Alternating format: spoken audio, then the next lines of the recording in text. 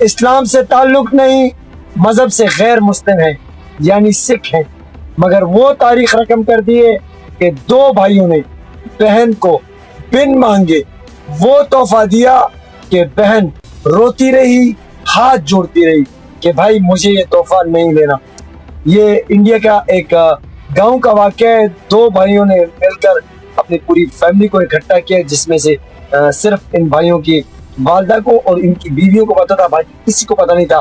کہ یہ تحفہ ہے کیا ہے اور کس کو ملنے والا ہے۔ انہوں نے ان کو اکٹھا کیا اور کہا آج ایک تحفہ ہے، اور تحفے کے بعد یہ ایک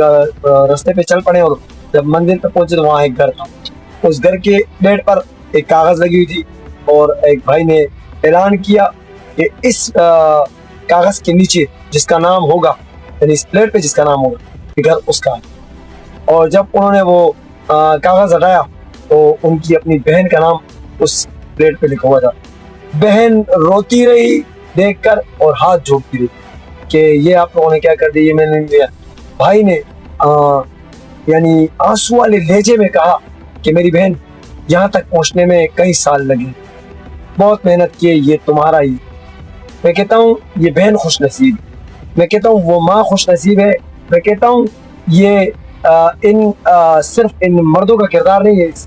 کارنامے کے اندر، ان کی بیویوں کا بھی پورا کردار شامل ہے۔ یعنی اگر عورت چاہے تو گھر کو جنت اور عورت چاہے تو گھر کو جہنم بنا سکتی ہے۔ ان کی بیویوں کے دل کو دیکھو کہ انہوں نے اتنا بڑا قدم یعنی اپنے خاوند کی بہن کے لیے جو اٹھانے دیا اپنے خاوند کو، اس میں عورت کا بہت بڑا کردار ہے۔ ورنہ آج کے معاشرے کے اندر جو حالات ہم دیکھتے ہیں، یعنی کوئی ساس اپنی بہو کے لیے ماں نہیں بن پائی، ہمیشہ ساس ہی رہی۔ اگر بہو کو دیکھو تو وہ اپنی ساس کو کبھی ماں ماننے کو تیار نہیں، وہ صرف بہو رہی، بیٹی بننے کو تیار نہیں۔ اور اگر اس طرح کی نندے دیکھو تو وہ بہنیں بننے کو تیار نہیں، وہ دشمن بن جاتی ہے، جانی دشمن بن جاتی ہے، یہاں تک کہ اپنے اوپر شرم اور بہتان لگانے کے لیے تیار رہتی ہے، مگر وہ ایک دوسرے پر پردہ نہیں ڈال سکتی، جبکہ اللہ کہتا ہے کہ ایک دوسرے کے عیبوں پہ پردہ ڈالو۔ یعنی تم کسی کے عیب پر پردہ ڈالو گے تو اللہ تمہارے 100 پردے میں تمہاری عزت کو برقرار رکھے گا۔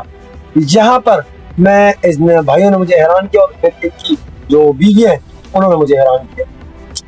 یہاں پر تو ہم نے یہ مناظر بھی دیکھے کہ بھائی بہنوں کا حق کھا جاتے ہیں، اپنے جائیداد میں سے نہیں،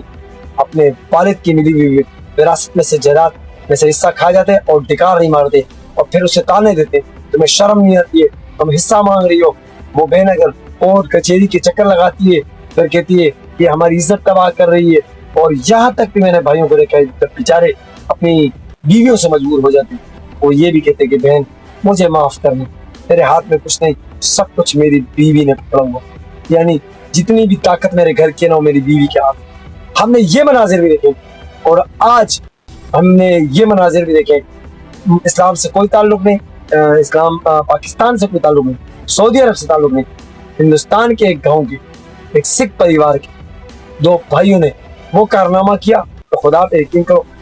دل جیت لیا، اور سوشل میڈیا کی صورت یہ ویڈیو زینت بنی ہوئی، تاریخ رقم کر دی کہ بھائی خدا را اگر اللہ نے آپ کو دولت دی ہے، طاقت دی ہے، تو اپنی بہنوں کے ساتھ جتنا کر سکتے ہو کرو، اللہ آپ کو بڑا جواب کر دے گا۔ یہ تو اسلام کا ہے۔ ایک دوسرا میری ان بہنوں سے بھی گزارش ہے، بعض میں نے دیکھے ہمارے معاشرے کے اندر ایسے لوگ ہیں جن بہنوں کے بھائی کے پاس کچھ بھی نہیں ہے، یعنی وہ فیکٹری میں کام کرتے، جھاڑی کی مزدوری کرتے ہیں، سیمنٹ کا کام کرتے ہیں، پھر بہنیں دل میں سوچ رہی تھی کہ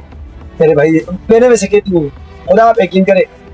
میں عورت کے معاملے میں آج تھوڑا سی وضاحت کروں کہ جو مرد ہوتے نا یہ ماں باپ کے معاملے میں ظالم ہوتے ہیں، مگر جو بیٹیاں ہوتی وہ باپ کے حق میں بھی صحیح ہوتی ہے، اپنے بھائیوں کے حق میں بھی صحیح ہوتی ہے۔ مگر 99% اگر کوئی بہن کے دل میں خیال آتا ہے کہ میرے بھائی نے میرے لیے کچھ نہیں کیا، میری بہن میری آپ سے گزارش ہے ویڈیو دیکھنے کے بعد، ہو سکتا ہے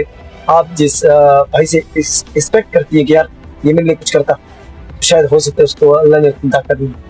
اسے معاف کریں، اس کے لیے اچھا سوچیں، اللہ آپ کے لیے آپ کے گھر کو جنت بنا دے۔ کوئی بات کبھی کسی کو بری لگے تو میرا کام تنقید برائے اصلاح کرنا ہے، تنقید برائے نشر کبھی میں نہیں چلاتا، صرف اصلاح کے لیے بناتا ہوں، اور اصلاح سے یہی کہوں گا کہ بھائی اس ویڈیو سے سبق سیکھیں اور اپنے آس پاس رشتوں کی قدر کریں، کوشش کریں کسی کے زندگی میں زہر نہ بولیں، کسی کی زندگی کے